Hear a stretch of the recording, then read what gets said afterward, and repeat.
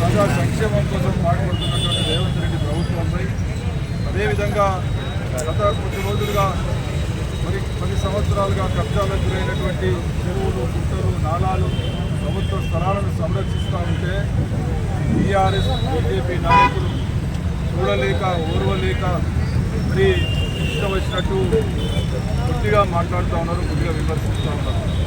మరి వాళ్లకు కనీసం జ్ఞానోదయం కలగాలని ఈ ప్రభుత్వం ప్రజల కోసం, ప్రజా ఆస్తులను రక్షించడం కోసం కృషి చేస్తూ ఉంటే కొద్దిగా విమర్శిస్తూ ఉంటే చూడలేక వారికి జ్ఞానోదయం కలగాలి, మంచిని మంచి, చెడుని చెడు అనే విధంగా మాట్లాడడానికి ఆ భగవంతుడు వారికి జ్ఞానోదయం కలిగించాలని చెప్పి వేదాహోమం కార్యక్రమం చేపట్టడం జరిగింది.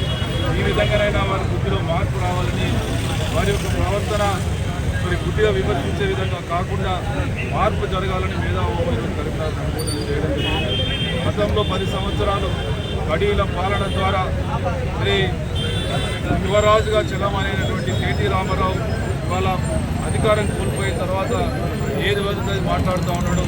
అదేవిధంగా హరీష్ రావు, కేటీ రామారావు ఇష్టం వచ్చినట్టు పోటీలు పడి విమర్శించడానికే పోటీలు పడుతూ ఉన్నారు. అందుకే వారికి జ్ఞానోదయం కలిగితే కనీసం మంచిని మాట్లాడుతారని ఉద్దేశంతో కార్యక్రమం చేపట్టింది. అదేవిధంగా బీజేపీ కూడా వారి ఉనికిని కాపాడుకోవడం కోసం ఇలా విమర్శిస్తూ ఉన్నారు. వాస్తవాలు తెలిసి కూడా విమర్శిస్తూ ఉన్నారా లేదా? కాబట్టి కనీస జ్ఞానోదయం కలిగితే మరి భవిష్యత్తులో మంచి సదుద్దేశంతో ప్రవర్తిస్తారనే ఉద్దేశంతో ఈ కార్యక్రమం చేపట్టడం జరిగింది. పూర్తి స్థాయిలో వేద బ్రాహ్మణులతో ఈ కార్యక్రమం హోమం కార్యక్రమం చేపట్టినాం. దీని ఫలితాల ద్వారా భవిష్యత్తులో మన ప్రవర్తనలో మార్పు జరగాలని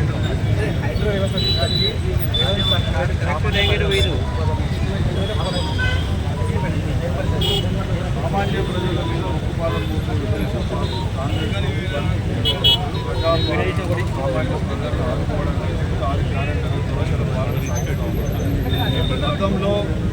గతంలో ఉన్నటువంటి నాయకులు వాళ్ళ స్వార్థం కోసం సామాన్య ప్రజలకు మరి తప్పుదోవ పట్టించి కొన్ని ప్రాంతాలలో వాళ్ళకి నివాసం కలిగించేటువంటి పరిస్థితి తీసుకొచ్చింది. కాబట్టి వారిని కూడా వారికి నష్టం జరగకుండా ప్రభుత్వం వారికి మళ్ళీ ఇందిరమ్మ ఇల్లు ఇస్తూ ఉన్నాం.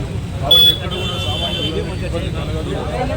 తప్పుదోవ పట్టించి వాళ్ళ ద్వారా దండుకొని ఇలా కోట్లు సంపాదించినటువంటి నాయకులు వారికి మరి ఇలా వారికి శిక్ష పడాలి తప్ప సామాన్య ప్రజలు కూడా ప్రభుత్వం మరొకసారి చెప్తా ఉన్నాం, ఇకనైనా కూడా ఈ పరివర్తనలో మార్పు రావాలి. మంచిని మంచి అనాలి, చెడుని చెడానాలి. ఇలా ప్రతి ఒక్క మహిళలతో పాటు మహాలక్ష్మి పథకంతో పాటు అన్ని రకాల పథకాలను ఇలా అన్ని రకాల వర్గాల ప్రజలను ఆదుకోవడం కోసం ప్రభుత్వం కృషి చేస్తూ ఉంది. అదేవిధంగా భవిష్యత్తులో మరి మనకి ప్రభుత్వ భూములు కానీ, ప్రభుత్వ నాలాలు, చెరువులు, గుంటలు లేనటువంటి దౌర్భాగ్య పరిస్థితి తీసుకొచ్చారు.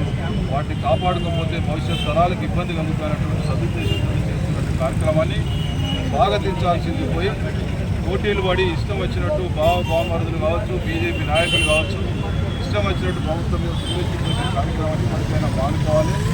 వారి ప్రవర్తనలో మార్పు రావాలి. ఆ భగవంతుడు మేము చేసినటువంటి మేధాహోమం ద్వారానైనా మనకు బుద్ధి రావాలని చెప్పి ఈ సందర్భంగా కోరుతున్నాను.